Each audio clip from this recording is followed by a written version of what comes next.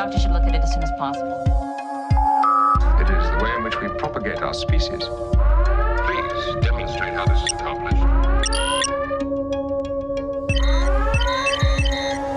So, what's next? I don't know. Hi, and welcome to Casual Trek. I'm Charlie Etheridge-Nunn. I'm a writer and an X-Men fan. Hi, I'm Reid-Lobatto.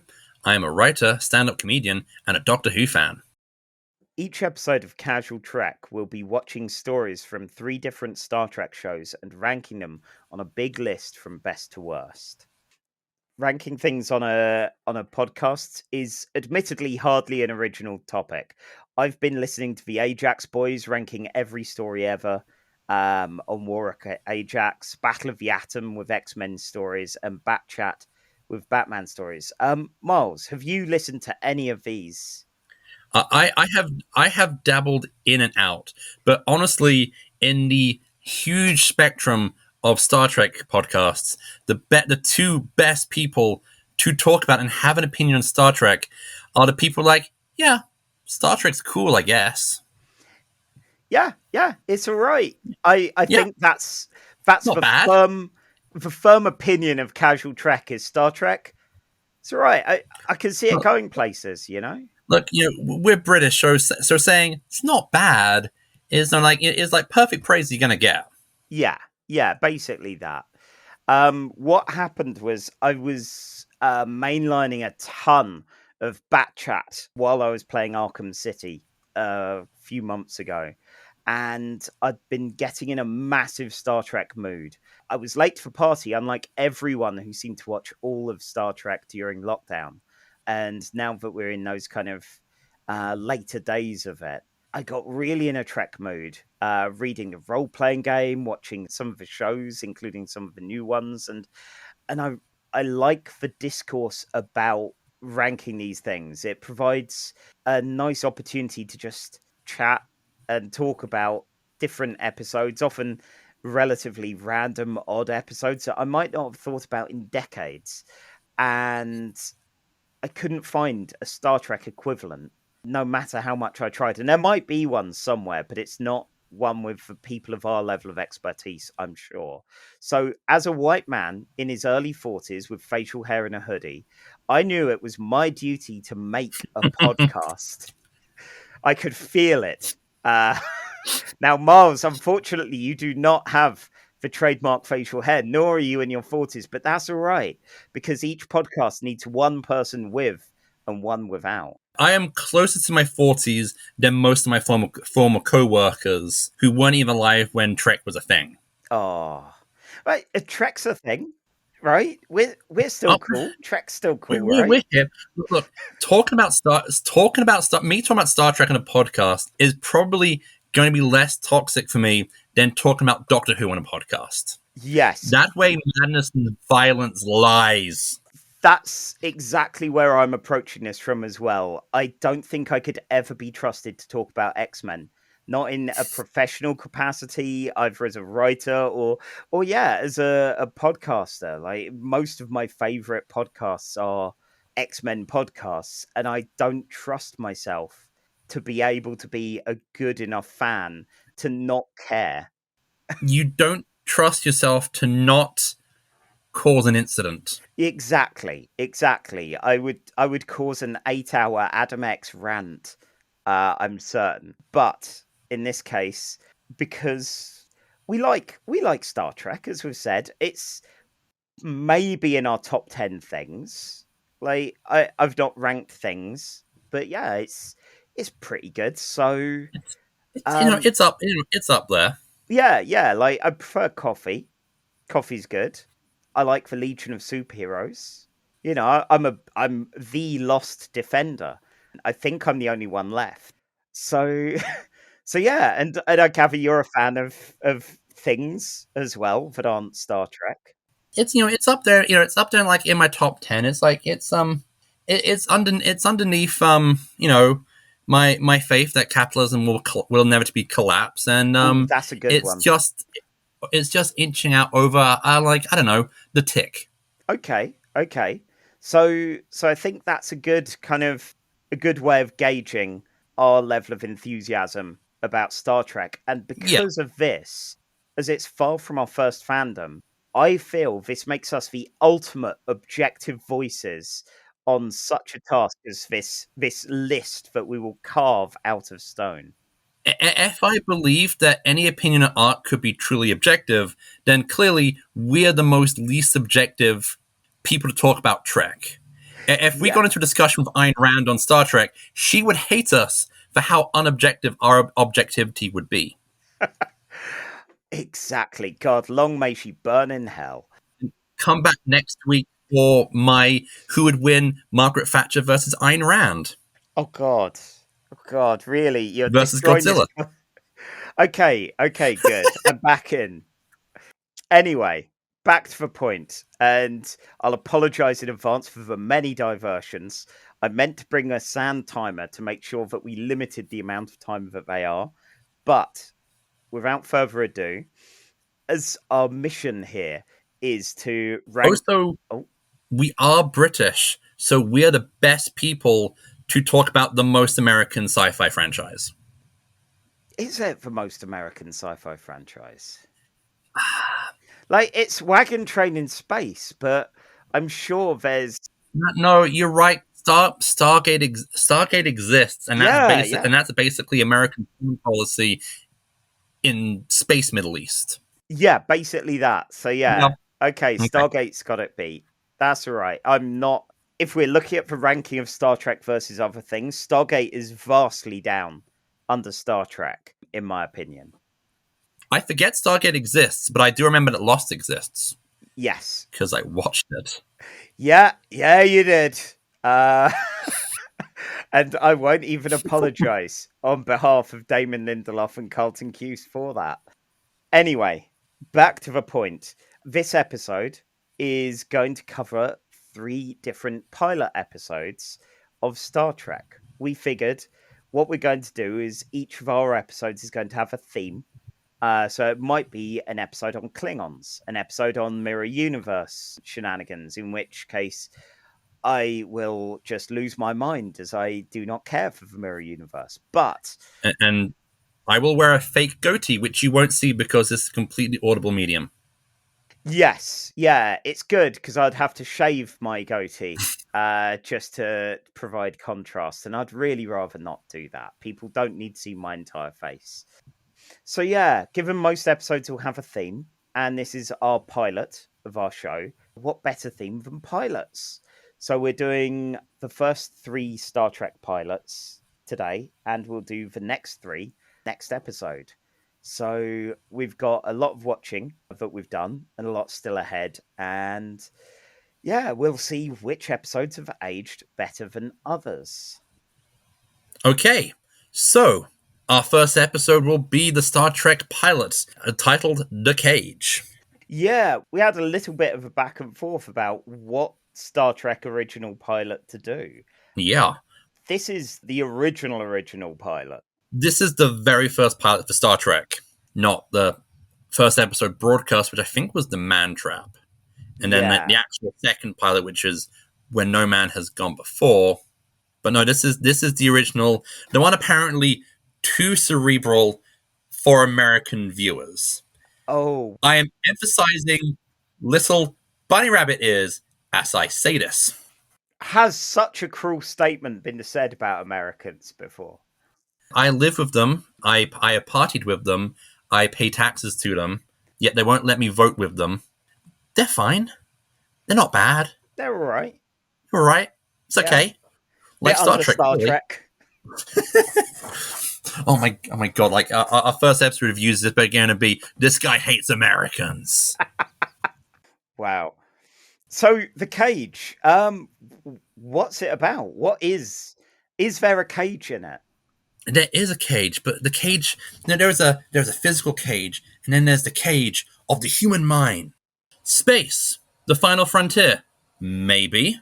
Who knows? We start with a space field, and we start off with Star Trek in nice big block letters. No exciting narration, so what is this ship? Who are these people? Will we care about any of them?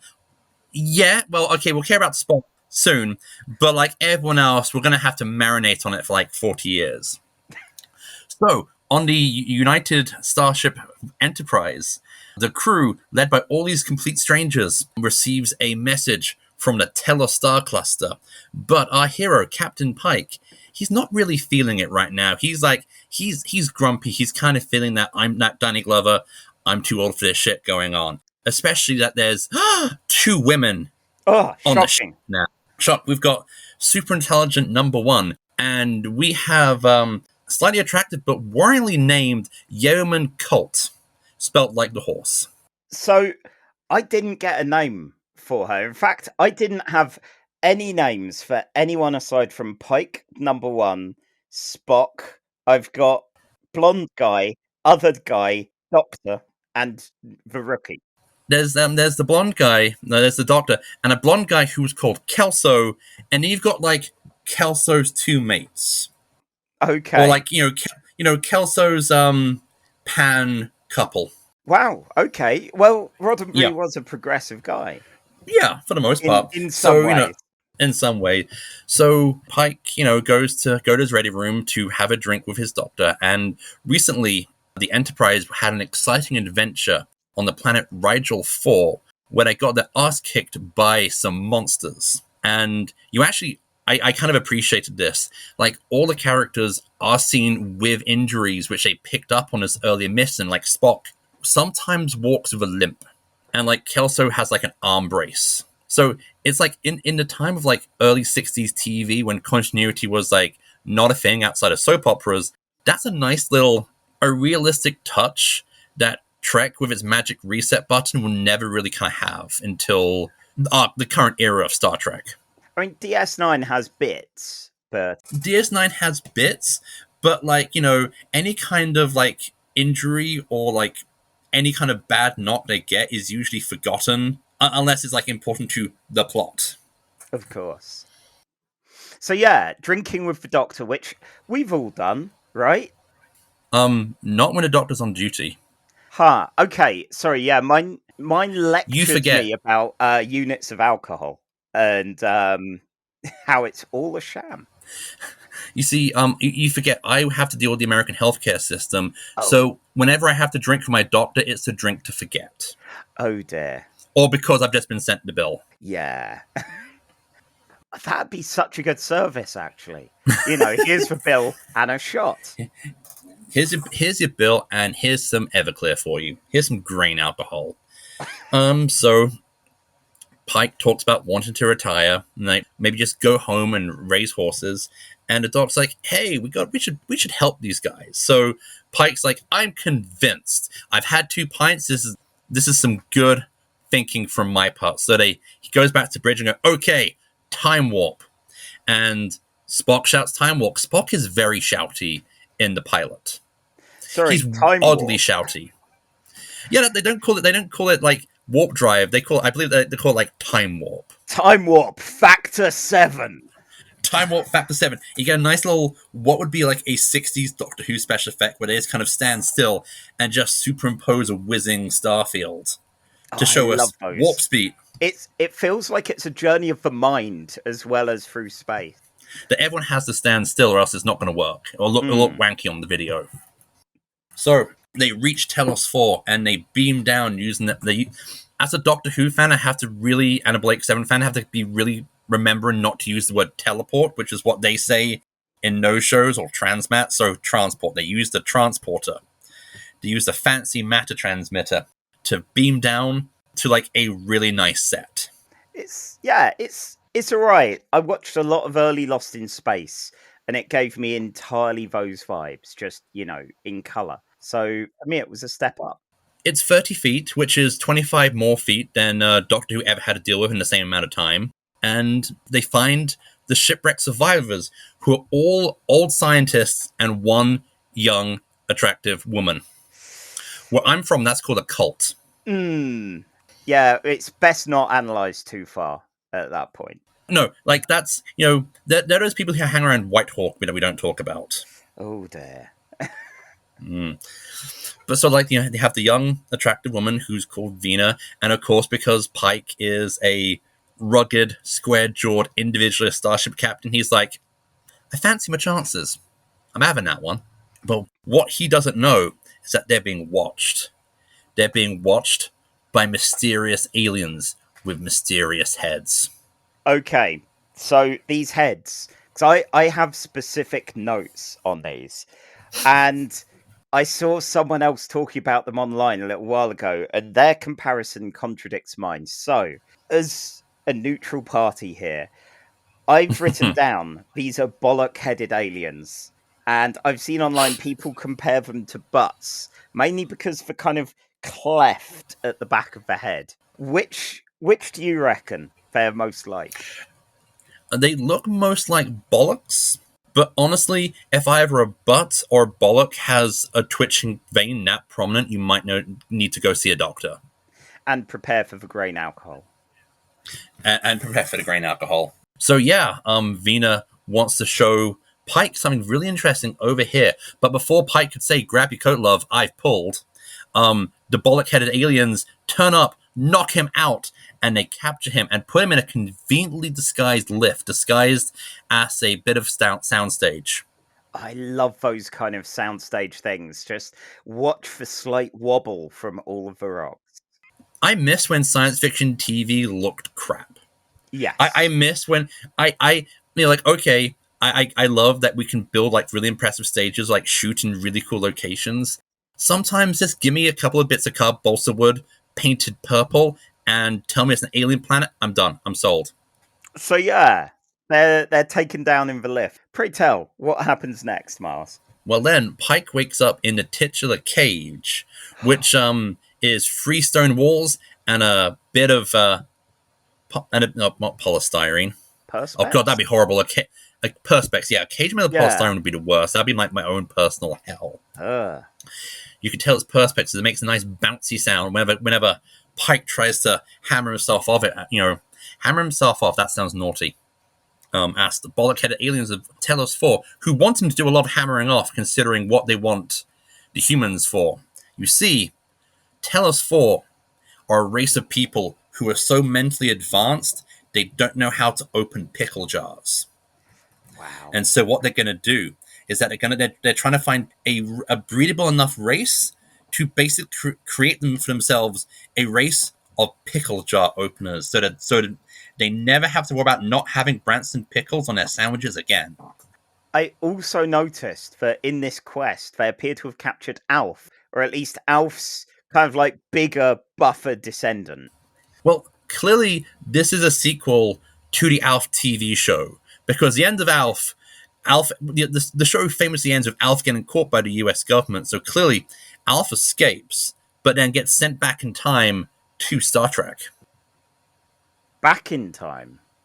Back in time. I realise I know very little Alf lore. Oh, the deep-seated Alf lore of, oh wait, hang on a second. This is... Okay, he gets sent back in time to 1960s Hollywood, where he gets like a bit part on Star Trek. Good and save. Possibly The Outer Limits. I know what I'm doing. I'm a professional nerd. I don't make these mistakes really easily. So yeah, Pike, Vina, and Alf are all captives of the aliens who want them to breed. Two of them slightly more than the other. Okay, have you been looking at my Star Trek Alf crossover / fic again? Yes, and I'm ashamed of us both. Meanwhile, on the ship, the crew of the Enterprise are like, well, we should do something. We should rescue our captain. And number one, who seems to be like the super intelligent one of the crew, which Spock will pick up that particular trait when we go to series. Tell us that they have immense telepathic power, so they could use their illusions to make sure we don't know what is going on. That makes one of us. Yeah, even so, they decide a big laser is the best way to deal with anything. This is America. Big laser. Yeah, of course. Yeah. Meanwhile, back in the cage, the Telosians are basically just kind of going, Pike, Vina, make babies. And Pike's just sitting there going, I like to be taken out to dinner and wooed first. Yeah, it's a bit less sexy if you're commanded by some nearby aliens. It's like the space alien version of just being at a drunken party and someone going, you kiss them. That would be funny. So yeah, I can see why he's not into it. Yeah, it's just weird. And so they use their powers of illusion to make him think he's back home on Earth tending horses in the lush greenlands of the Mojave. I kind of liked that. Of like, yeah, it's that, far in the future, you got your distant vistas. Even though it is obviously a set pretending to be 1960s America. They've quickly snuck onto like the set for Little House on the Prairie and just quickly filmed it. Yeah. And it looks better than the Mojave does in Fallout New Vegas. True. But like Pike is like, this is an illusion.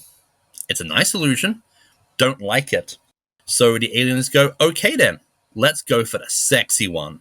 And so now he is sent to the planet of Gore. I may have just made a Gore reference in our Star Trek podcast. For sure. Well, okay, thank you all for coming. Bye. Thank you all for coming. Bye now. Yeah, it was nice. And it was nice where it almost lasted. An episode. And almost an episode. And there we have Veena. And she's green and she's dancing. And we'll see this. We'll see this one particular image because they're going to show it on the closing credits for the next 3 years of the show. So I thought this was a memory rather than a specific construct because he was talking about doing like Orion He's stuff. talking about so like I'm assuming that they're just basically kind of doing like giving him a fantasy. Yeah, that they've given him like a memory of home and that this is like a fantasy of what you could want. # please make babies for us. Again, cheapened it there, but yeah. Yep.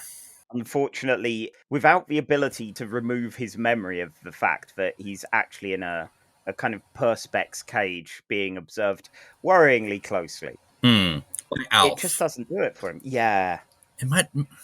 Alf might actually be kind of into it. Well, yeah, and I'm sure there's someone in the Federation who also would be, and if only they were on this mission.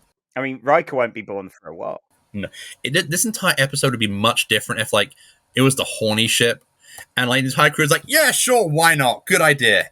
This is a great plan. There's nothing wrong with this plan. So the aliens have a bit of an impasse because like Pike seems to like Veena, but like he's all in on Veena. He's not in on the staying on the planet and raising babies part of it.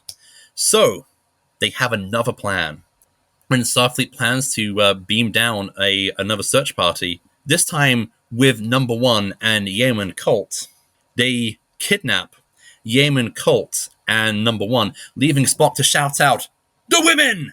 As if he's about to kind of, with a nice little jazz hands, as if he's about to break into a rendition of Tradition from Fiddler on the Roof.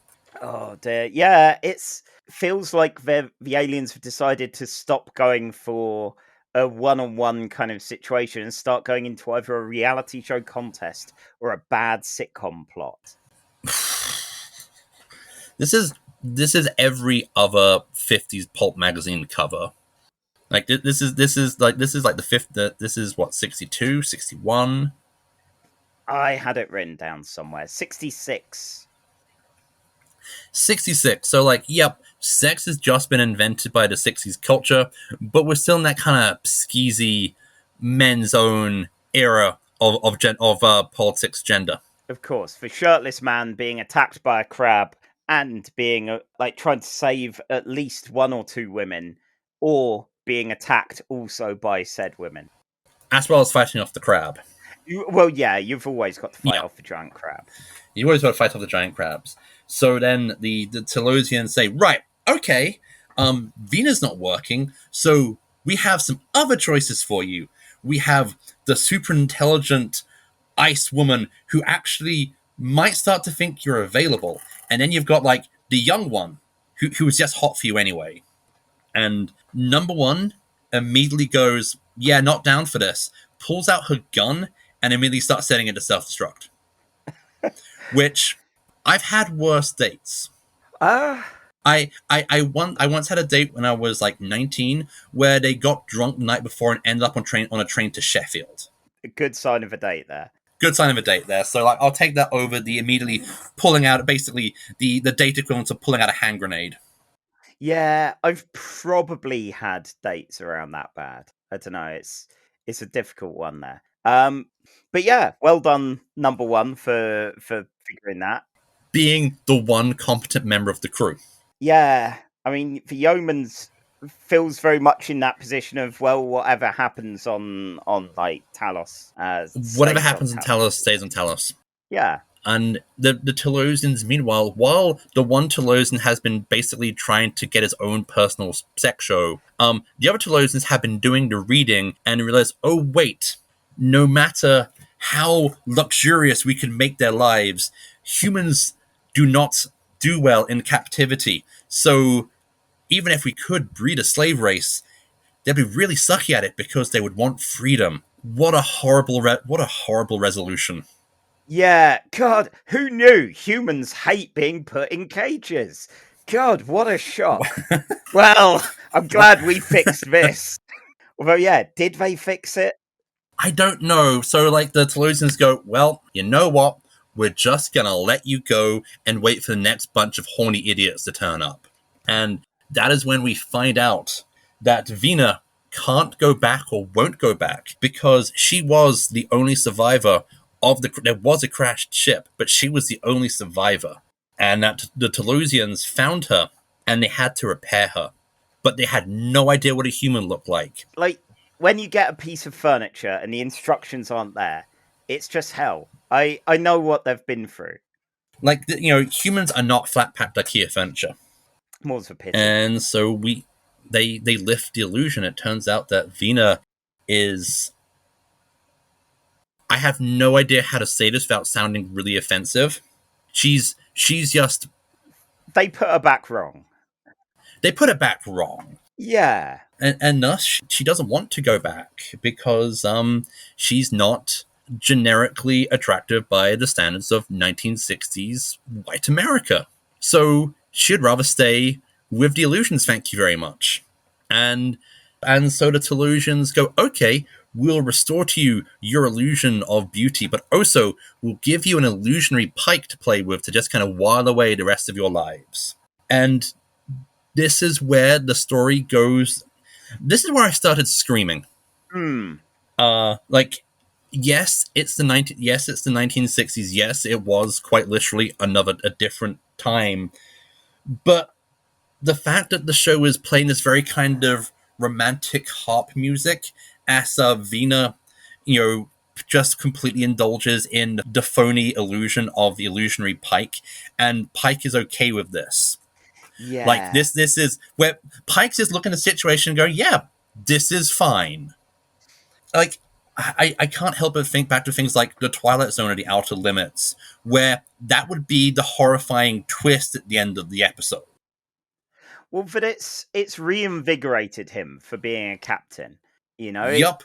Oh, we did forget to mention, he has a flashback to Telos 4, where it turns out the evil alien monster is basically a stage Viking who's about to sing about spam. A Rigel sequence, yes. Yeah, it was Planet Ren Fair. Planet it was Ren Fair. Incredible. I miss there being like magicians and knights and all that wacky bullshit. I really hope that Strange New Worlds will bring us at least one planet that has decided, I've seen some photos of Earth Ren Fairs. That's what we're about now. That's it. There is an episode of Lower Decks where we find out the chief engineer is from a Ren Fair planet. Yes, that was fantastic. But he didn't want in. He wanted to be an engineer, so he skipped town. But now Pike, he's okay with it. He's okay with being a spaceship captain because, when someone's put you in a cage and basically said, now fuck, it makes you put your entire life in perspective. Yeah, and apparently more encounters that could end up like this, or frankly anything else. Yep. It's a big old galaxy out. There's a big old galaxy out there, but of course the yeoman is only interested in one thing. Which one would he have picked? Yeah, that's awkward. That's awkward. That's an HR type situation. Starfleet doesn't have HR, or else McCoy would have been written up for racism long ago. True. True. racist anti-Vulcan jokes in the workplace. And now we have the Cage, too horny for TV. Way too horny. But in a 60s way. So, what did you think of the Cage? I okay. Apart from the fact I find the end horrifying, it's a lot of fun. Like it doesn't like it does what I think any kind of good pilot should really do, and just kind of give you like a taste of what you're gonna get, and just trying to establish. It's not trying to establish any of the characters. Like you have like Pike is your basic swaggering kind of space hero. Like he's like a more fed up Dan Dare, and yeah, like it does very little character work. It shows you like this is the kind of thing we're gonna do. This is the kind of thing you should expect. This is the episode format. There's like no kind of real need for world building or like in-depth character study. It's just, hey, adventures in space. Cool, huh? Yeah, and it mostly accomplishes that, I feel. Yeah. Just at the start of lockdown, I think it was, I showed The Prisoner to my partner in my lodger, and I loved it. I've always been a Prisoner fan, but the sets and the feeling of it, it's like I'm not one of these, oh yes, it was only good in the long ago times, but there is a charm there. And I felt that sort of vibe. I said I watched Lost in Space. It's not great, apart from my personal hero, Dr. Zachary Smith. But aside from him, it's not a great show. But again, there's something quite nice about the look and the feel of it all. So there's always this nice charm. It has a charm which like it looks impressive. Like it looks really impressive. Like it doesn't have like what the Twilight Zone has going for it, which is like fantastic, like some of the best writing, or what the Outer Limits had, which was really good black and white cinematography, and like people who knew how to make cheap looked good. Yeah. And this is very much like, this is brightly colored. This is like big and splashy. Like it is a pulp cover come to life.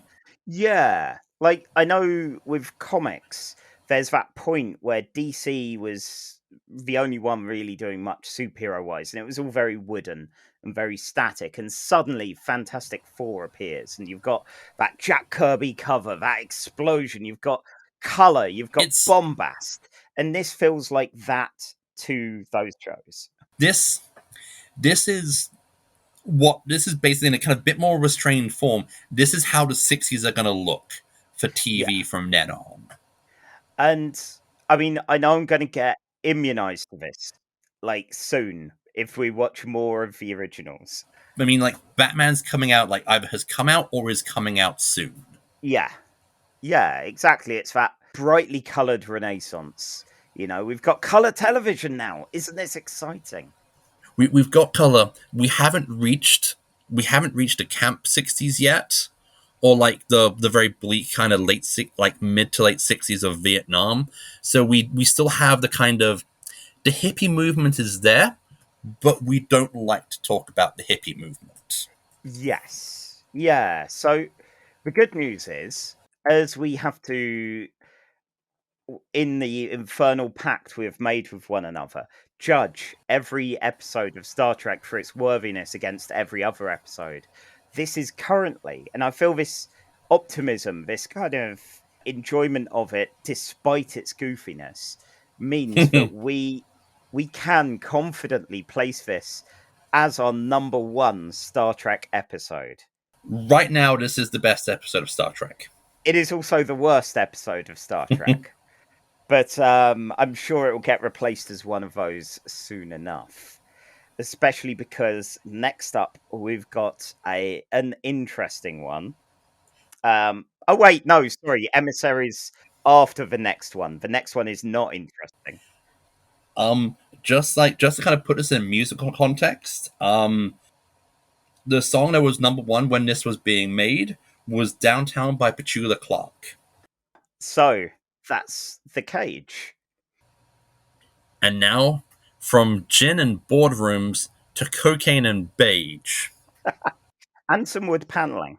And some wood paneling, but it's the 80s. We're now in the 80s. 1987. Reagan and Thatcher. Good times for all. But in the far future, further in the cage, we have the Starship Enterprise D and Captain Jean-Luc Picard, who is our most English-speaking French person. And he and his crew are on a mission. A mission for ratings, but also a mission to Farpoint, which is this space station, which is trying to get into the Federation. And immediately, Do you know what the mission is? And this isn't the mission set by any cosmic entities. The mission from the Federation. It's solve the mystery of Farpoint Station. They are a bad DM. this wouldn't be how you would do it. I mean, yeah, but I was about to say I'm a bad DM. No, I'm a good GM. It's fine. It's definitely something I have done and something I shouldn't do.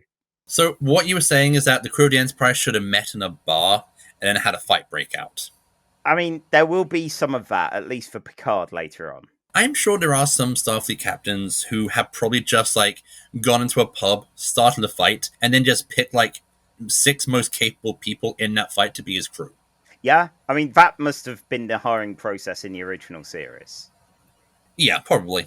And so they're going to solve the mystery of Farpoint Station. And is it too early for me to admit that I have issues with Encounter at Farpoint? Really? You have issues with Encounter at Farpoint? I have issues because watching this is what I feel a Star Trek script would look like if it were written by famed horror writer, dreamweaver, visionary, plus actor Garth Marenghi.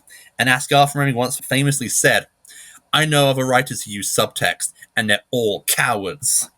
And this is definitely the Yeah. This is the driving ethos behind the writing of this episode. Definitely. It's incredible to see something so Marenghian. So they're flying through space, and then they get attacked by a big ball. It's a big ball in space. My first instinct was to say a cage, but no, that was the previous one. It's a giant hamster ball in space. And we have Picard, and also we have Data. He is an android. He wants to be the human, but he doesn't get how human work. Yeah, it's kind of that, what if Spock didn't want to be Spock? So, Leonard Nimoy for a time. And then we have Security Chief Tasha Yar, who basically exists to be tough, and to also be a woman who is tough, because, we're in the 80s, Alien and Aliens has just happened. And then we have Worf, who is a Klingon. He won't do much here for a while. No. To be honest, Tasha didn't do a huge amount in this one, but Worf, he does even less. Well, I think actually he was, I did some basic minimum research, and that he is a late addition. They decided very late into pre-production, was hey, we should have a Klingon officer on the bridge to show how time has passed, and that the Klingons, who were enemies in the old show, are now our allies now. Yeah, it's a neat idea. It's a neat idea, and they get caught by the giant space hamster ball. And then we have Q turn up, and his many, many costume changes. Oh, he loves a costume change. I had, as my first one on the list here, a classical fop. Almost. I'm guessing there are actual, it's not just whatever was left in the costume department. I think he's meant to be kind of like a Columbus kind of a privateer. Yeah, some kind of captain of the past. Yeah, and then he's like a U.S. military guy. Yeah, and tell him to go back and fight the commies. Oh God, yes. Yeah, do we get his weird sleeping bag soldier outfit at this point? We doing a little bit. Okay. Q turns up and Picard says, "Go away," and Q says, "Shan't. You go away." And that's what, the next 7 years? That's next 7 years. And he's telling Picard and the Enterprise, humans suck. go home. And Picard's like, nuh-uh, humans rule. Because despite all the bad things we've have done in our past, we've turned out okay. And Q basically says, Pixar, it didn't happen. Well, yeah, even worse, he takes them into a kind of weird trial, like a sham courtroom, which looks, I don't know, it's what, mid 21st century. But frankly, if this was the next season of the Jeremy Kyle show, I wouldn't be shocked. It takes us to the dark post-atomic age of the mid 21st century, where soldiers were kept loyal through drugs. Just say no, kids. Never heard of that happening before. And Picard is forced to defend humanity, and Picard goes, "No, I can't do that. I can't defend who we were. Try us. Let us show that we are awesome, and then you will leave us alone." And Q's like, "Okay. Hey, guess what? Solve the mystery at Farpoint Station." And Picard's like, "Oh, that's good. It means I don't have to do some work on my to-do list. Point 1, solve the mystery at Farpoint Station. Point 2, solve the mystery at Farpoint Station. Step 3, take dog to vet." So, again, it is that bad GM thing of like, okay, the players, maybe they weren't going to solve the mystery of Farpoint Station enough. They were just faffing around. Now, God has come down and said, you really, really need to follow the plot hook, guys. Get on with it. Yeah, we've got on a with it. 4-hour session booked, and we're 2 hours through it already. Look, I've got my notes. Yeah, and I don't know if this was just me, but growing up, when I was first getting into Star Trek, the only Q action figures and the trading cards that I saw were him in this weird judge outfit. And does he appear in it ever again? No, which is a shame, because I feel like that would be more distinctive than they stick him in like the onesie. Yeah. So yeah, they're at least given their plot hook and sent on the way. And so they do something which, it's always interesting when you watch pilots for TV shows, because you get to kind of see what they want to kind of promote or do more. And then as time goes, you just see like the various kind of bits get shipped away, and they make a big deal out of separating the bridge and the saucer, the saucer section and the battle bridge. And you can tell that they're going to great lengths to say this will be something we will do a lot of. Oh, they love it. They love it, but they're not going to do a lot of it. It's fascinating to see, like, one alternate universe, it's all they're about, and like it gives me that Thunderbirds vibe almost. Then of course the one good thing is when they go to the bridge and have like the emergency bridge crew, there's a guy with curly hair who will be important later. Ooh, exciting. And then we finally get to Farpoint Station ahead of the Enterprise, where Will Riker is here with his baby face. Oh my god, it's so jarring. I knew it was happening. I knew there's like a season of this, but he doesn't look right without the beard. No, it's so weird. He looks like budget Shatner. Yeah, and that's probably what they're aiming for with him. Yeah, but yeah. Personally, I like that they benched half the crew for half of the episode to get us acclimatized a bit to it all. And we also get to meet Geordi LaForge. Yes. Who, with his visor. And we also get to meet Dr. Beverly Crusher. And it's the future, because now we have 3 women on the ship. Oh my god. And some of them are named on air. Oh, yes, and they actually have to do stuff. We forgot about Troy. When we're talking about the bridge crew, we completely forgot about Troy. I mean, like, she has a bad feeling about this. Yep. That's it. That was it. She senses danger. Yes. I'm sure there's more to her than that, but so far, I'm sure I think there was more to her than that in this episode even, but the first half of the pilot really doesn't do much to convince you otherwise. No. And then they also have Wesley Crusher. Yeah. Who is everyone's favorite character. Yeah, of course. The POV for the kids, because they really love a kid that's their age for it, rather than the cool people. Look, take it from me, from Doctor Who. If you need an audience viewpoint character, give him a kid with like a silly bowl cut hairdo who's really good at maths, and that will always go well in your science fiction show. Wow. Okay. I'm pleased this wasn't a unique circumstance here. It's something that was tested. Yup, like unfortunately, not all of them can be Will Robinson. No. Oh, and on the station, one of those names I had to pause and check and go, did I hear that right? The man running the show here on Farpoint called Groppler Zorn. Grappler Zorn. If he was Grappler Zorn, that would be an NPC I'd have in a role-playing game. No. See, Grappler Zorn sounds like your bass guitarist for like a hair metal band. Hell yeah. Like it like kind of like an 80s hair metal, like they all have like space characters, and you have like on bass guitar Grappler Zorn. Oh god, I'm going to have to make an NPC called Grappler Zorn now. Grappler Zorn. I'm so sorry to my role-playing group if any of you have dared listen to it. You're never sorry. No. And the Enterprise arrives, and everyone beams on board, and we then get quintessentially good TV when one of your cast is made to watch the video of the last 45 minutes of the episode. And Picard seems so mad at that point. He's very much like, I don't know why he's quite pissy at Riker, but it's that kind of, right, you're late, watch the first episode, and I'm going into my room. Watch the first. As punishment, you're gonna have to watch the last 45 minutes of my life, and then I'm gonna make you parallel park with the rest of the ship. Yeah, it's a good test. Yeah, as you do. Now he's ready for anything.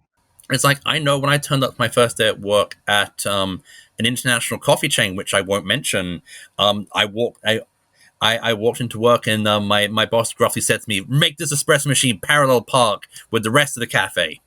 And you've never really driven until you've had to make an espresso machine do a 3-point turn. Wow. Well, I hope they're doing well without you. And yeah, long may they unionize. But long may they unionize. And so Picard, Riker watches the episode and walks in, and he goes, "Wow, that was unsubtly written." And Picard goes, "I know."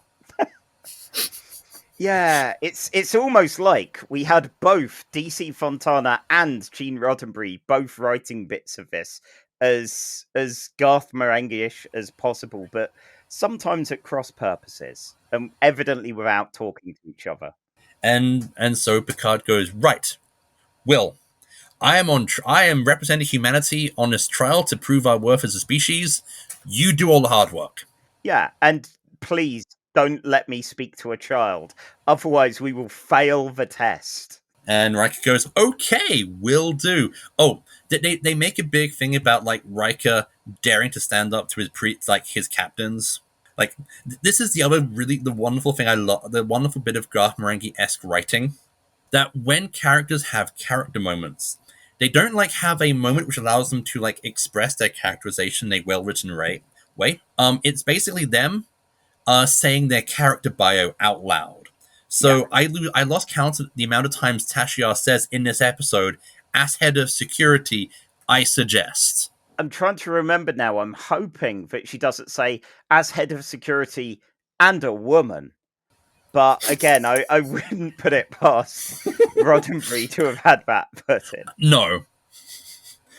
Speaking as a woman, I believe we should kick their butts. So yeah, it's all been a nice introduction. Like, we get a bit from Geordie LaForge, mainly that his visor is needed and gives him constant pain. Again, something which will never turn up. No. I don't think like the idea that Geordie's visor hurts ever turns up again in the show. I don't think so. But now I'm going to have to watch every episode in the knowledge that is the case. Yup, and like every time we're watching it, he's having the worst ice cream headache ever. Before they get going to the important trial of humanity, they have to. It turns out there is an admiral on board, a very old admiral who is very southern, and likes to say the word "boy" a lot. Yeah, I meant to look up what DeForest Kelley looked at the time, because I'm hoping he's made up like crazy there. Because this is like when I think this is between like Star Trek V. So he looks relatively good for his age at the time, and not how he looks here, which is a Dick Tracy villain.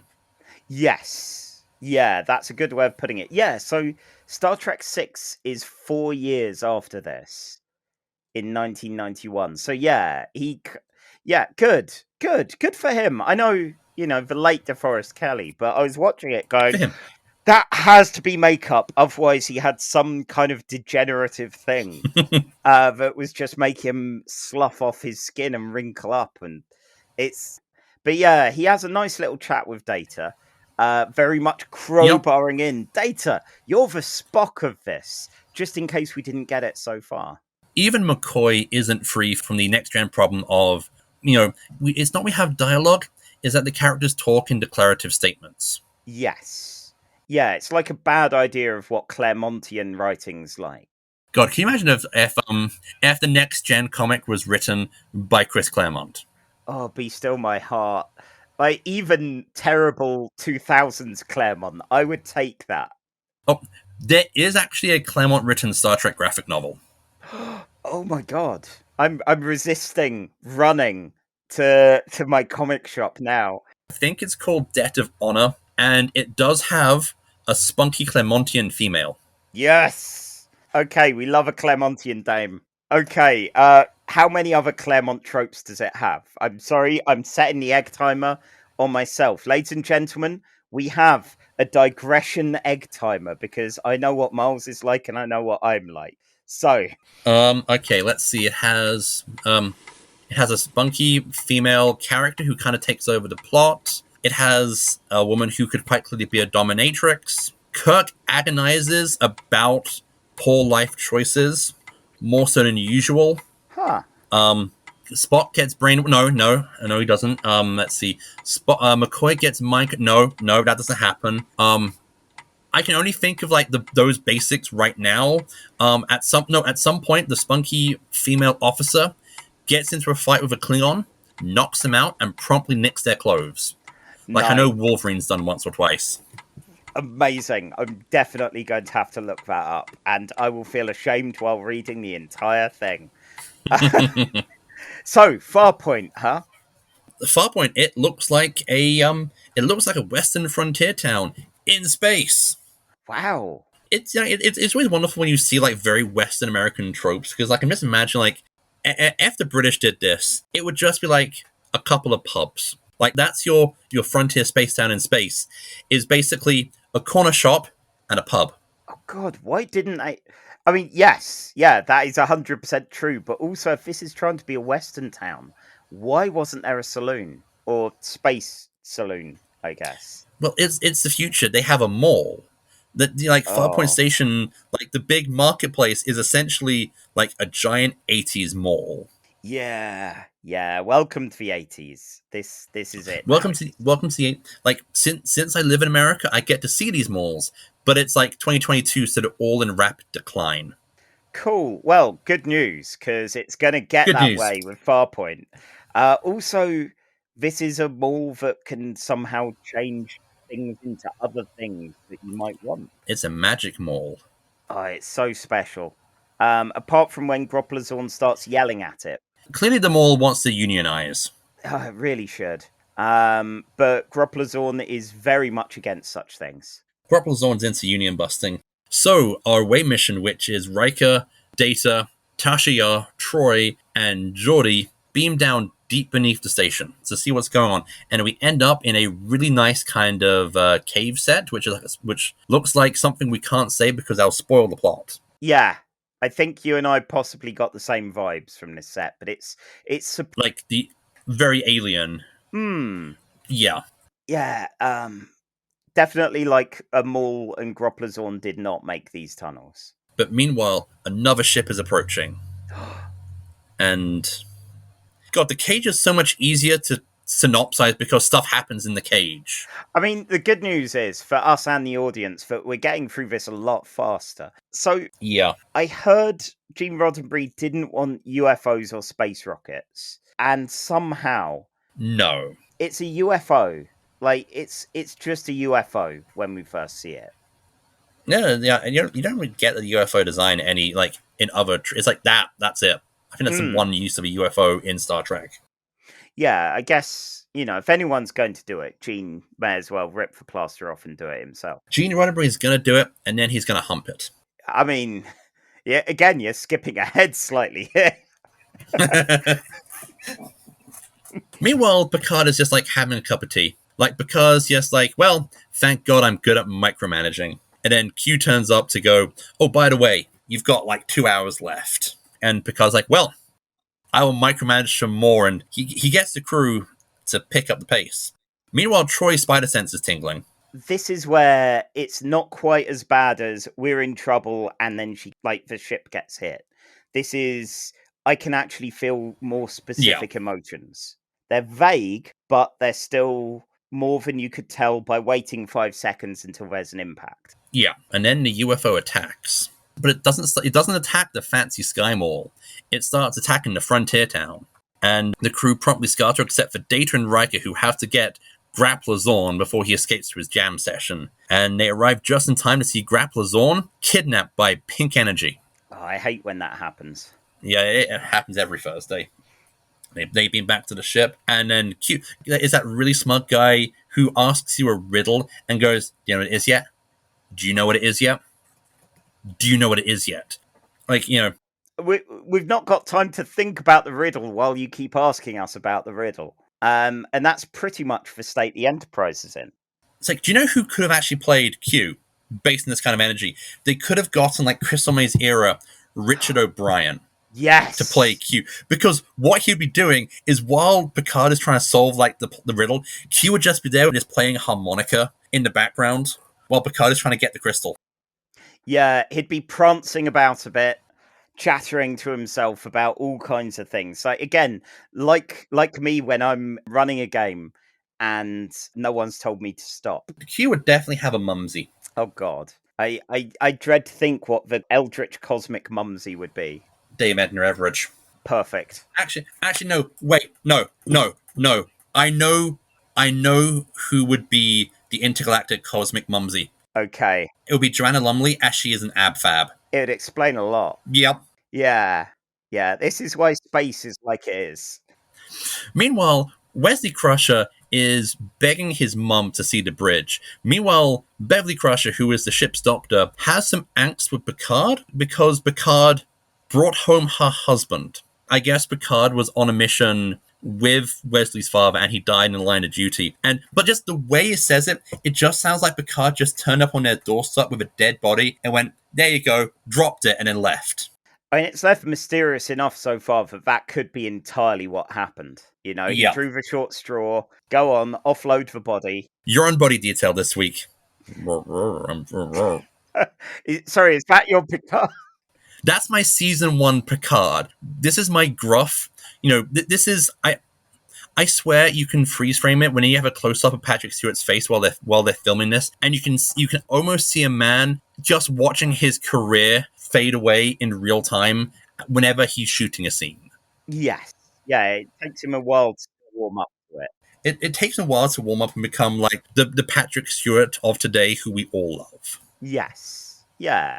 I mean, the Wesley thing, it's a almost entertaining diversion. Like, not quite, but almost. Knowing Picard's awkwardness, but they're still on a clock. They've still got stuff to deal with. I think with this, like, they're trying to cram in all the characterization apart from Worf, which is kind of getting in the way of telling the story. And much like we are with the digressions, and they beam to the other ship, which looks exactly like the cave system they were just in, and Grappler Zorn is being tortured by invisible energy. And that's when they make the realization it's not a ship, it's an alien creature. It's alive. Now, I know, obviously, we've got hindsight with this, but it was a bit obvious, and I'm sure they'll come up against tons of these, and the original series probably had tons of this colony here is exploiting some kind of alien. Oh dear, maybe we should do something about it. Because Grappler Zorn gave off big, I'm exploiting an alien for resources kind of vibes. As you do, they're really obvious vibes. Yes, yeah, and that farscapey hallways and corridors had a very organic look. Again, like Yeah, maybe you're in the guts of something that you probably shouldn't be of in. a living. Yep. And meanwhile, Q's on the bridge, and they're saying you should zap it, you should shoot the ship, you should blow up the ship. And Picard's like, not until we beam my guys out. But they don't get a chance to beam him out. The ship beams him across right to the bridge, and that's when we find out it is actually a living ship. And that's when the crew realizes, oh wait, we shouldn't be shooting the alien, we should be shooting the planet. And so they shoot the planet. Take take that Take that, capitalism. I don't get why people say that Star Trek isn't anti-capitalist. The first episode of Next Gen is basically them destroying a sweatshop / shopping mall. Again, subtext, it's for cowards. Subtext is for cowards. The only way they could have made this more Garth Marenghi is if they'd cut back to Gene Roddenberry like every 10 minutes to kind of give his opinion of what just happened in the episode. Like, we were robbed by not having that. And they shoot away the ship, they shoot away the Sky Mall, and that's when we find out it's also a living creature ship, which actually isn't a flying saucer, it's actually a tentacly thing. Yeah, like a space jellyfish. A space jellyfish, and they make the tentacles touch. Should we have been seeing that? Like, in a primetime show?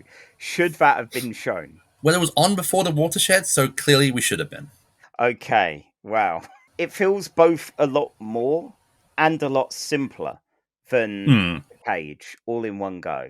It feels like the Cage has it easy because with Star Trek, with this you're having to reintroduce Star Trek, but you're kind of constrained by what people think Star Trek is. So you're not just showing off a new show. You're showing off a new Star Trek show, which means you have to subscribe to what Star Trek is, which is people fundamentally boil down to people sitting in rooms going, the human condition. See, I thought you were going to say we'd have to subscribe to a premium service for streaming shows, but no, that's Strange New Worlds, isn't it? No, it's the 80s. No one really cares about TV yet. We were a few years away from Twin Peaks. This is back when TV was possibly at its most disposable. We're not as disposable as it was in the 60s, but we still haven't reached a point where people are going, This television is a possible goldmine for potential of storytelling.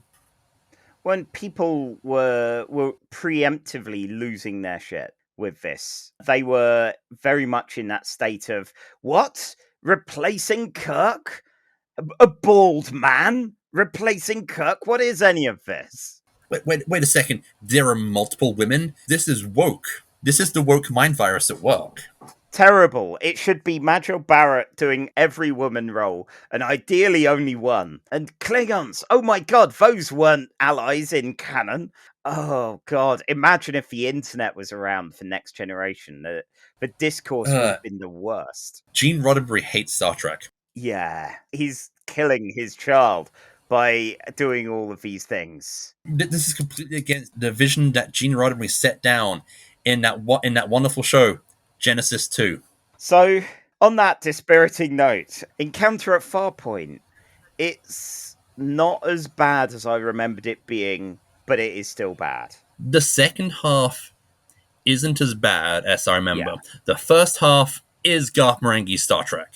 Yes. I mean, I'd heard that the Q stuff was added later on, not for filming the script, but DC Fontana did the Farpoint stuff, and then Gene Roddenberry, with his love of the Enterprise meeting God and besting God somehow, did one of those. And it's like, Q is entertaining, but kind of in the way. And the Farpoint stuff maybe could have filled a normal episode rather than a double one. The Farpoint stuff, I think you could probably stretch out to be a pilot. Maybe have more moments with Grappler Zorn, where he has a jam session, so we can have Grappler Zorn and his righteous Zornettes or something.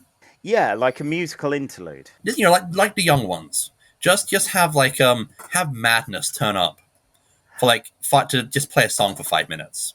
Could we also have an Alexei Sayle cutaway as well? Look, every episode of Star Trek should have an Alexei Sayle cutaway. be like the weird little log lady moments in Twin Peaks. Just, you know, something vaguely. Just have him be the transporter chief. So every so often, you just cut to Alexis Sale, transporter chief, and he just goes on like a huge rant about like Taoist Marxists and Thatcher. Perfect. Yes. No notes. Put that in your No next notes. There we Star go. Trek. Yeah. That's your show. So, on the grand scale, better or worse than The Cage? Of our list of 2 episodes of Star Trek, Yeah, this is the worst episode of Star Trek. it is. It is definitely the worst episode of Star Trek. I do feel it is going to take a little bit to displace, just because I'm not purposefully going to do an episode of just bottom shooters, looking for all of the thresholds, all of the Star Trek insurrections is. We're not directly looking for like the toe jam of Star Trek straight away. Yeah, like I'm fine suffering for my art, but I'd rather dole it out in separate packages than have it all in one go. But yep, right now, as it stands, Encounter at Farpoint is the worst episode of Star Trek. Yeah, and as I feel we've expressed, deservedly so. Yes, I have to make a confession. Mm-hmm. As a writer, I have used subtext. What? Miles, this show is over. How could you? I think as a man who writes about a flying shark with robot arms, you know that I do not. Oh no, there's clearly a lot of subtext in Sky Shark. Don't tell them. I'll get shunned for being a coward. You can join us in Coward's Corner. I'm here hanging out with George Orwell. It's great. Like me and George are having a very dispirited discussion about the cage and whether or not man will be free. Oh, why couldn't George Orwell be doing this show instead of us? But then who would be his co-host? That's a good question. Aldous Huxley. It'll be Aldous Huxley, George Orwell, and Aldous Huxley. Perfect. Discussing Star Trek and Huxley's off his tits on what is it? What the hell was it? What the hell? Anyway, we should get away from the silly diversion, and we should talk about another Star Trek show. Yes, let's shall. And this time, I'll take the reins when we talk about the Emissary. So, Emissary. This was January 1993. This came out. So Star Trek Next Generation's been back a bit. 93. I would have been 10. I was 12 at this point. Okay, technically I was 9. So you've got a Star Trek franchise that's confident. It knows what it's doing. It knows it's popular. Yeah. And they want to do something a bit different. So the Emissary starts with the big hit TNG season finale / opener, Best of Both Worlds, which is, if I remember correctly, a banger. But in this case, you see it not from Picard's point of view, not from the Enterprise's point of view, but just a ship. It's quite surprising they actually basically open up with a previously on Star Trek for their Star Trek spin-off show. Like, if they did that nowadays, it would make the lore purists wet their pants. Oh my god, it would have made Emma completely switch off for Strange New Worlds. She was looking at me about to play it and was like, do I have to know anything going ahead of time? Because she gave up early in season 2 of Discovery when Colbert died, if I remember correctly, and was like, I know he comes back, I can't be arsed with this anymore. And it's fair. Yeah. But in this case, you actually have more of a disaster movie kind of moment. You have a ship that's being destroyed, the captain's dead, you've got Ben Sisko, our protagonist, who I forgot, you're kind of almost gearing up for a Captain v Captain sort of mentality with this. You've got his wife crushed under stuff. You've got his command completely wrecked. It's a disaster. And then we skip ahead 3 years and we get a nice little fishing scene. And unlike Picard, who again, it feels like Sisko's being used as the sort of, this isn't Picard, this isn't your dad's captain or your, 6 years older brother's captain. This is a new one. He actually gets on with his kid. This is your Star Trek captain for the extreme 90s. And by extreme 90s, we mean loving single father. Yeah. Trying to do right by his kid. Like, he's wholesome. This is nice. Like, seeing Ben Sisko with Jake is like, I like this guy. Yeah. Like, he he is the one thing a lot of Star Trek characters aren't, in that he feels like a human being. He doesn't feel like a pulp hero. He does Yes. actually feel like he feels like a much more realistic hero than we generally get in sci-fi. Yeah, he feels lived in.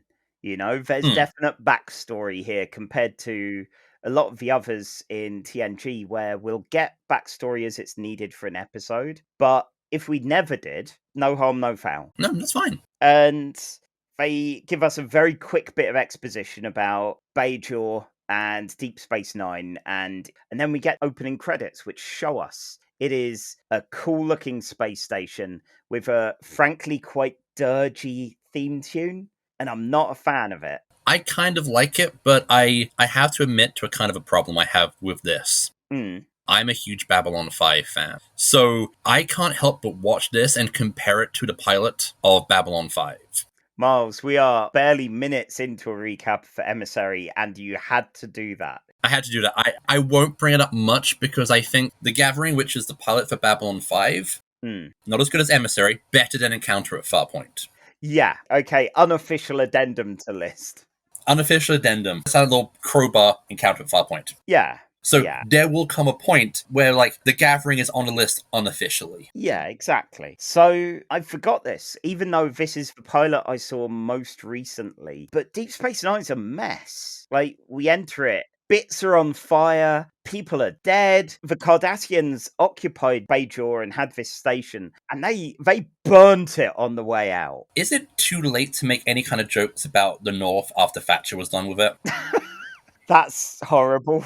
I feel like we need to have like a counter on how many times one of us brings up Thatcher. Oh god. Well, the good news is she's still dead. She's still dead. And long may that be the case. But yeah, so we get this really incredibly recently abandoned station. We get Miles O'Brien. Yay! It's a guy we know from that other show. It's the guy who I thought was called Khan, because that's what they call him in that one episode is Khan. True. Like, it could be a Conrad. He's Irish. Do you know what we didn't bring up when we were talking about Encounter at Farpoint? The man dresses. Oh, the man dresses. The man dresses, which, you know what, I'll be honest, if I could buy one, which I think would be comfortable, I would wear it. Yeah, fair play. Yeah. It's like, yeah, I'd wear one of those. Well, that's the thing. Like, in with all of that universe, you've got the onesie, which it takes them a season or so to replace, and you've got the skirt, and the skirt seems the wiser choice. Yeah. They've changed the uniforms for this show. Apparently, like, that's what people wear on space stations. Yeah, there are some wardrobe choices here. I guess it kind of makes sense. They wanted, this one kind of does feel more like industrial wear. This feels more like it's one that you could roll your sleeves up, because I noticed they do that a lot. And like O'Brien perpetually has his sleeves rolled up on his one. It feels like that's unlocked his power. Yeah, that's unlocked his potential. Yeah, he was the transporter guy. He was the con. He didn't really do much. Suddenly, he can roll his sleeves up and get down to business. He rolled his sleeves up. Then he just kind of did like a Dragon Ball Z, like, power mode unlock. So yeah, like, it's interesting seeing someone who's there mainly just to keep the lights going at this point where they're really not. And Sisko's having his own bit of an introduction, more to like the promenade, which again, bits of it are on fire. He's got a fun meeting with Kira Nerys, who's kind of been in charge while everything's been an in-between state, but she's not optimistic about anything lasting. Kira is a victim of the Star Trek pilot ability that people don't speak in characterization, they speak in declarative statements about their character bio. Yes. Kira is speaking like, you're sitting down into an interview and you've been asked, what are your strengths and weaknesses as a person? Yeah. Well, I like to start fights. Okay. Yeah, and you're rubbish at them. Like, just preemptively to Sisko, which he's eager to prove wrong by flinging some bits of, like, wreckage around until he gets our first journey into the Mystic, which I forgot it was this early. I don't know if it's not necessarily a Kai, but one of the Bajoran priest types. They're like I watched this with my wife, and this is the first time she'd ever seen DS9. I kind of had to stop and just quickly explain the Bajoran Cardassian thing, because they explain it in the show, but like it's not like the most in-depth, because they're building off stuff I think they were building up in TNG. And the best way I could explain to it is I'm like, the Bajorans in terms of like Star Trek race hats, they're the religious ones. Yeah. They're the religious ones, and it's Star Trek, but it's a religion that we're not inherently meant to point and laugh at because it's, being manipulated by like a computer or something. Yeah, it's one of those rare ones that doesn't have a computer behind it. And, when you get those, you need to cherish them. Yeah. So, yeah, you've got her doing all that, and another Bajoran, like a Bajoran priest, going, "Oh, well, the prophets await you," to Sisko, which I'm guessing isn't the standard greeting. No, at least it's not like they ask him to fill out a personality test. Yeah, and it's fun watching the initial abrasiveness between Sisko and Kira. Complete with passive-aggressive set throwing. Yes. And yeah, we also get to see a bit of Odo, who I've been up and down on over the years. The more it's become clear that he is very much a cop and was completely fine with fascist rule of Deep Space Nine before it was Deep Space Nine. Yeah. Sadly, see, it's like with the whole Judge Dredd thing. It's like, yes, Dredd is a fascist, but he's better. He's a good... Unfortunately, Less we can't... worse? It's still... Yeah, and that's kind of Odo, and sadly it can't really say ACAL, which is all cops are Odo. So yeah, like Odo deals with a guy with a spiked chain, which is like, yes, keep the weird medieval space from the cage to the giddy future of 1993. It's like, could we use a phaser? Nah, that'll be cheating. I'll use the Morning Star. Hell yeah, only cowards use phasers, Morningstar or death. So cowards only use subtext and guns, then. We're getting a good definition of a coward. I'm good with that. I'm fine with that. And yeah, this is where we get our first Ferengi of all this with Nog, who I forgot he was our first one, helping out with a crime. Oh yeah. We get some angry glances from Quark, but that's pretty much it. Yes, yeah, and I think this is one where, having seen your tweets, you and I might differ slightly. I love Quark. Like, Armin Shimmerman is a joy to watch. I do like Quark. I like the character, and he is performed amazingly. But with the Ferengi, there is always that kind of vaguely anti-Semitic coding, which may or may not be intentional. Yeah, there are problems with the Ferengi, and this, and especially with Armin Shimmerman, there's a lot of work that's done in this show to course correct a bit and try and make it less problematic. And Quark, out of all the Ferengi here, is the most himself. Rom is too smart and lucid seeming, and Nog is basically a bargaining chip, as Sisko wins over the affection of Odo by blackmailing Quark into staying and helping promote the promenade and make sure no one else leaves. If this is a Western town, then Quark runs the saloon. Yeah, exactly. He's the Al Square engine of it. Anyway, Quark's blackmailed. Odo loves blackmail. He, again, is very much a cop. Sisko gets sent to Bajor and told, "You are the emissary. Behold our secret lair," keeping the amount of D&D that's needed in this kind of a setting. You've forgotten that, like, one of the big things, he met Picard earlier, and he's very grumpy with Picard because Picard did some bad things when he was assimilated. You would think that there would be a manual for this in Starfleet so you've been brainwashed and you killed a bunch of people. You would think that this would crop up more in Star Trek. You think that, like, the Federate, you could just say, yeah, I was replaced by my mirror universe double. I was replaced by a robot. I am actually a robot. Yeah, I was possessed by a cloud and murdered half of the crew. Maybe I should get reassigned, or someone else should speak to my victims, or anything like that. But yeah, like Picard in TNG, I think has warmed up slightly, but this feels like Picard from the pilot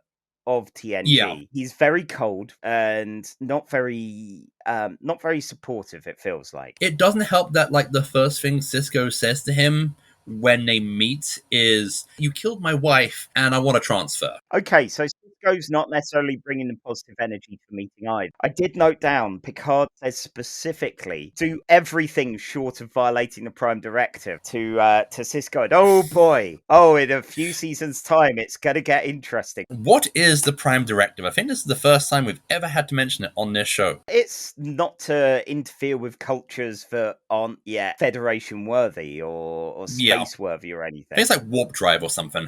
Yeah, basically that. So Picard is weighing up I'm not going to put in your transfer request yet because we've still got time on this pilot for you to get one over. And Sisko's like, whatever, and goes to Bajor.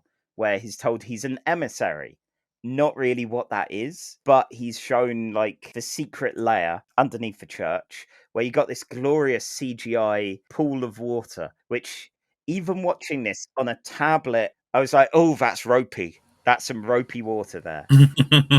But yeah, there are orbs. There are a number of orbs, and he's given one to contemplate and told we're trying to find the celestial temple. The religious magical stuff, I've been realizing more and more I'm down with it. As a kid, I was like, no, it should only be science. No, it's fine. There's weird things in space. Speaking as a Who fan, the amount of time that ancient aliens have manipulated Earth's history, prehistory, evolution, and everything, we should just be a pool of slime. Yeah. Humanity's been interfered with, manipulated seven different godlike races, 3 of whom might actually be the devil. So a time orb, I'm fine with that. Yeah, why not? And in this case, weird mystical orb things to analyze. And yeah, back up on the station, we get similar to Encounter at Farpoint. The back half of the show, here are some more characters just to sprinkle over your others with 2 of my favourites. And not just because I like the colour blue, but it's our science and medical people, Jadzia Dax and Julian Bashir. And Bashir really wants to be a Kirk or a Riker, and he really isn't a Kirk or a Riker. No. It's made incredibly clear incredibly quickly. Bashir is the most British person in space. Yes. Because he literally finds the one person he should insult and then insults them. Yeah, he doesn't quite go, where is the boulangerie too loudly to Kira, but he doesn't say, where can I get some fish and chips? Yeah. And Kira's not keen on his whole, this misery is fascinating. Look at all these exotic alien races. I read Riker's biography. You get to bang like half of these, right? Oh, look at the poverty and the dirty people. So yeah, and all of this starts off with him trying and failing to flirt with Dax, which is a good sign of how life is going to go for Bashir for the next few years. Meanwhile, Cisco is really happy to see Dax because they're mates back when Dax was a dude. Yeah, and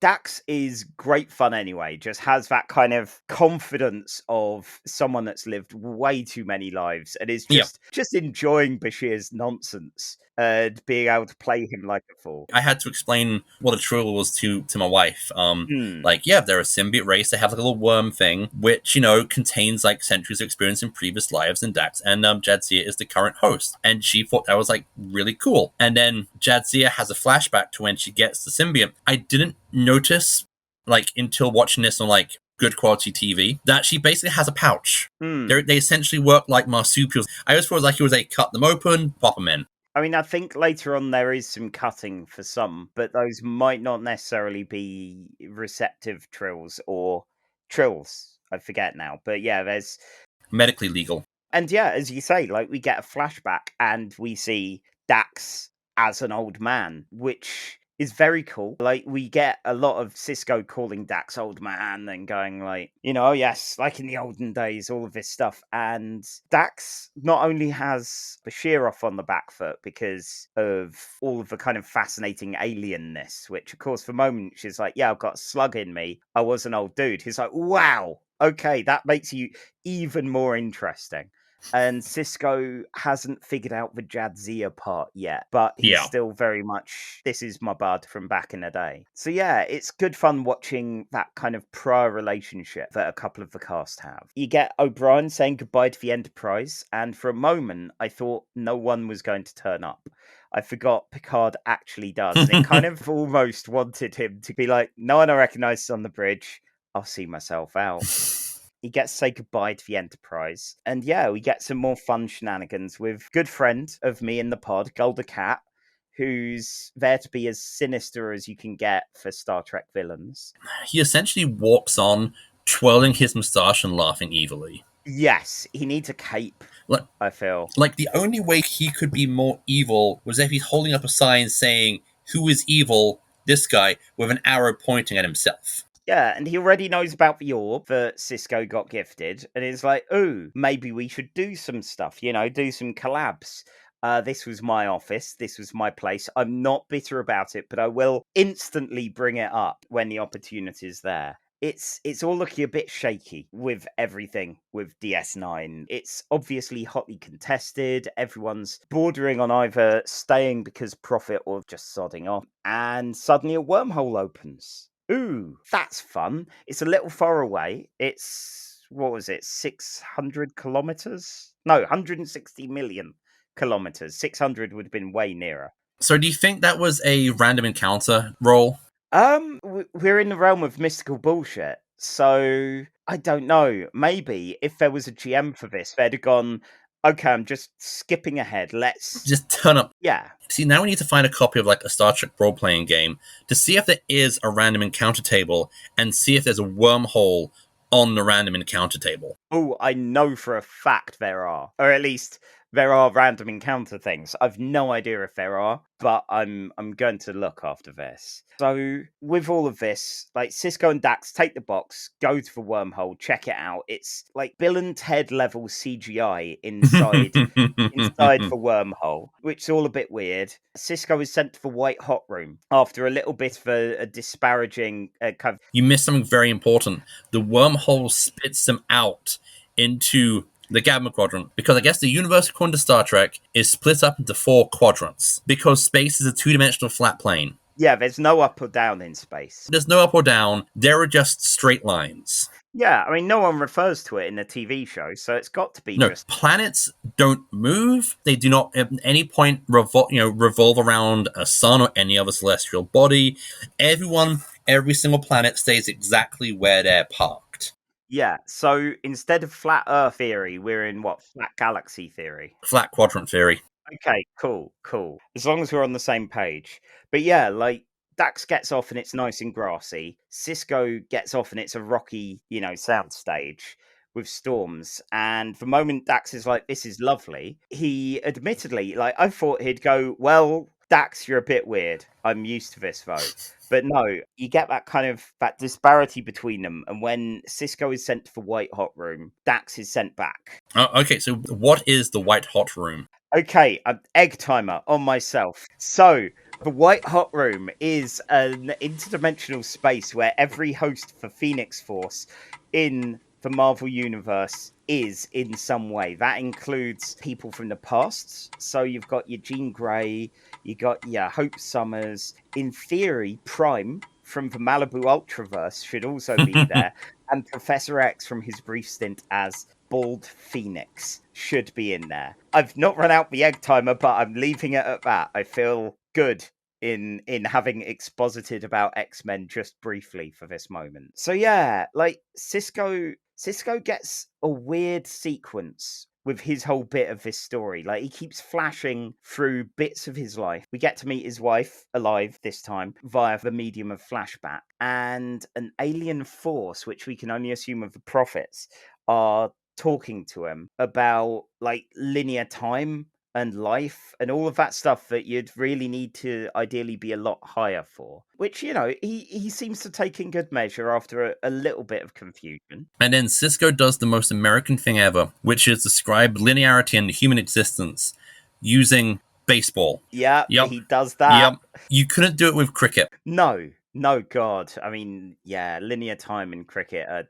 difficult enough together. Yeah, it'll go on forever. Nothing much will happen. But yeah, with the baseball one, when the prophets first speak to him, it's in a rapid flash of different things, different people, and suddenly one of them is different from the others, and it's a baseballer who, for all I know, is just a famous baseballer he saw on TV, and everyone else is definitely part of his life. And that felt jarring until he started explaining it, and obviously is a big baseball fan, like up there with Todd McFarlane buying ludicrously overpriced baseballs. And for all I know, that is the baseball he has in his office, because I've yet to hear and can't remember his explanation for that one.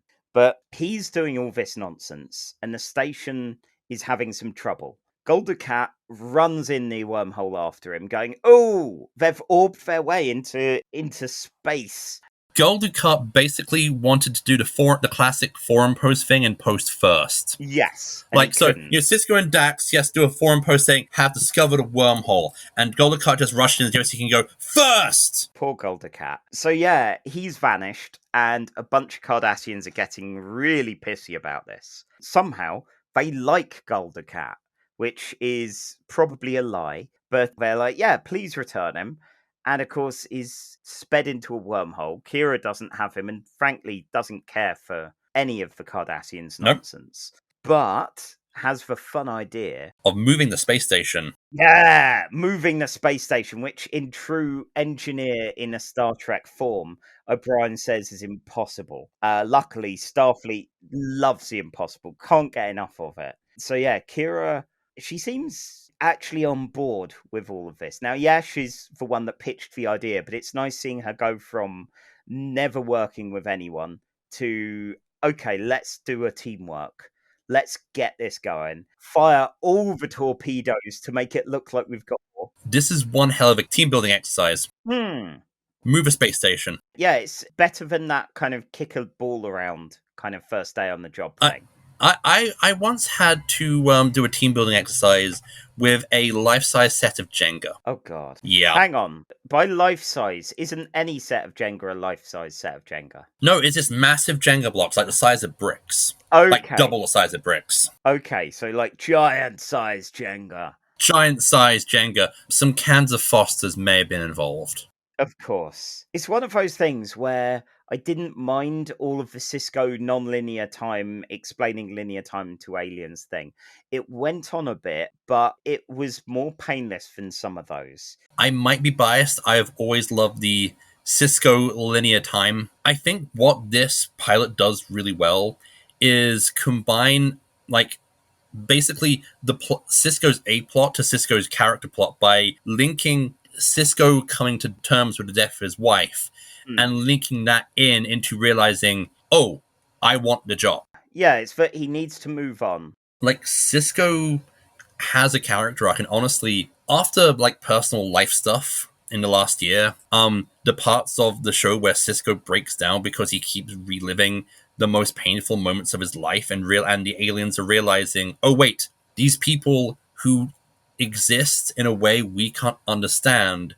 It may physically exist in a linear universe, but emotionally and spiritually, they exist non-linearly. Yeah, it's fascinating. It's not quite Morrisonian, but it's of that ilk. It's, really good character writing for Trek, which one of the reasons I kind of dropped off Trek was that, like, when I was 15, they don't feel like people. They feel like action figures. Yeah. So yeah, luckily, he's managed to figure out the best ways of explaining and showing linear time but non-linear thought to the wormhole aliens, prophets, whatever. And yeah, bursts open out of the wormhole. Like, he arrives, Gul Dukat arrives, is pissed off, but calls the lads off. He's like, no, they're not worth it. We're done for today. He slinks off like a cartoon villain, going, I'll get you next time. Yeah, He-Man. Yeah, again, close personal friend and role model, Skeletor. Gul Dukat, I think, would be a much more entertaining villain if he was played like Skeletor and had the Skeletor, the classic Skeletor voice. Yeah, but everyone had to deal with him, like, socially and politically exactly the same. But he was Skeletor. Yeah. Like, all the horrific genocide still happened, but he sounded like Skeletor. Yeah, I would love that. If someone better at technology than me could re-record this with Gul Dukat only speaking in Skeletor voice, I would love that. I wouldn't have anything to give you, but I would appreciate it. You would get paid. You'd get paid in exposure, something which, as writers, we love so much. So yeah, anyway, the wormhole's stable. Passage is allowed. We're not going to say what's on the other side, but it's created a new frontier in space, despite being on an extremely static space station, now 160 million kilometers away from Bajor, where it was originally supposed to kind of imprison and then protect.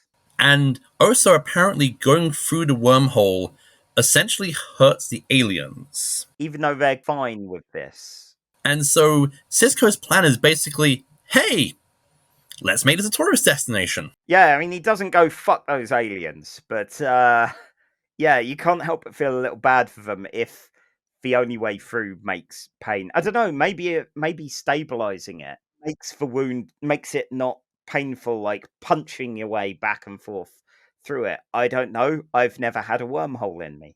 Have you ever tried to punch your way through space? Not successfully. It gets tedious. You have to have had a heroic amount of tequila. Oh, yes. Now that I have had. So yeah, eventually we get our final chat with Picard going, yeah, don't worry. The doubts are gone. I can move on from my grief / take this job.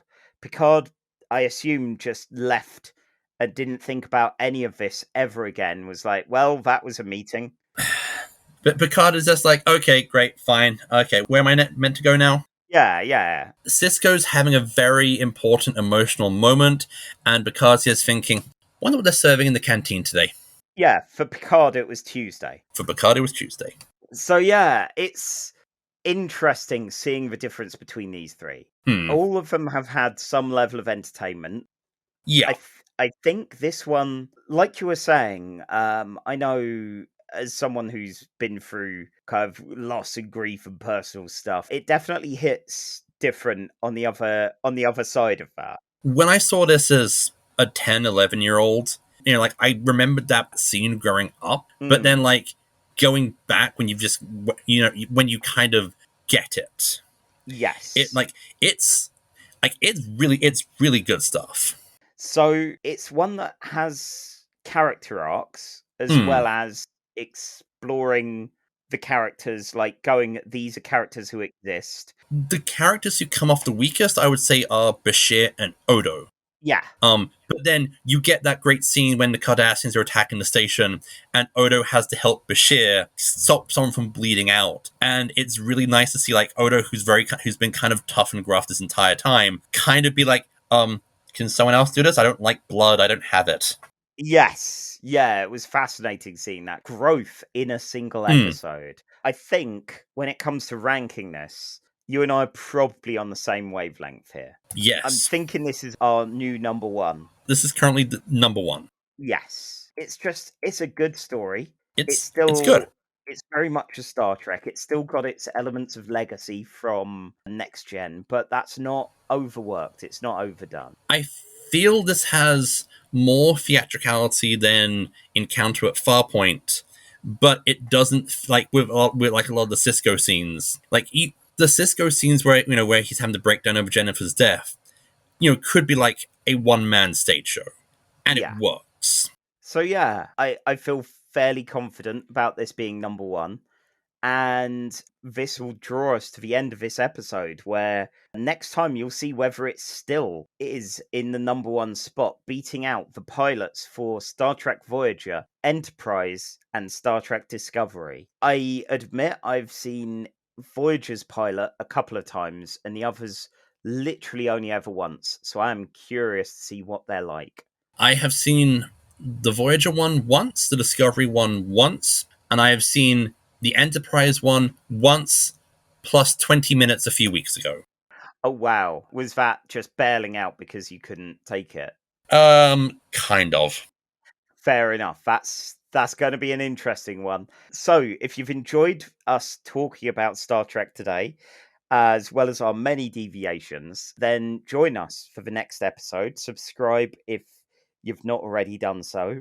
If whatever podcatcher you use has a rating system, rate us kindly. We haven't yet set up a Patreon, but we might. So there'll be a link in the show notes if we get confident enough to do that. We need at least 11 subscribers before we can, honestly put forward a Patreon. Yes, and if 11 of you subscribe and we start up a Patreon, we'll even get people requesting episodes for us to cover and rank on our giant list, and have special episodes about things like Star Trek role-playing games, and I will make Miles describe to me Star Trek novels, of which I've read blissfully few. I have read a few, and one of those also guest starred the X-Men. Yes. You see, I think that would be the holy grail, would be to make you read Planet X. Okay, for any of my friends that like to see me suffer, subscribe to a podcast, subscribe to a Patreon, make me have to read Planet X because I really don't want. Then we'll force you to write the fanfic sequel, which we can call Planet of X Powers of 10. Oh, that's you twisted genius.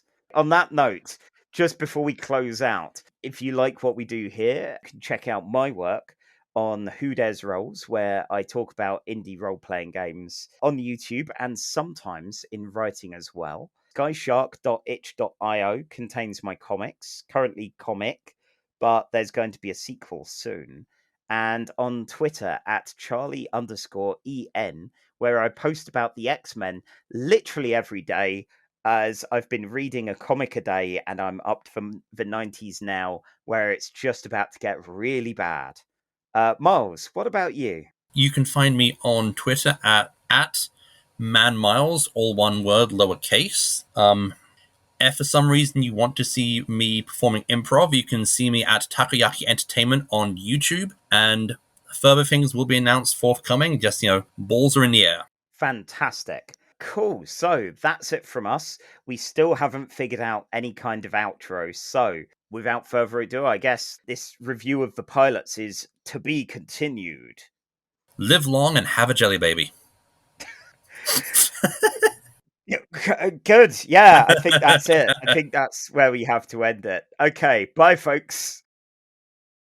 You have been listening to Casual Trek by Charlie Etheridge-Nunn and Miles Reid-Lobatto. The intro theme was by Alfred Etheridge-Nunn. Star Trek's owned by Paramount, and Casual Trek is part of the Nerd and Tie network.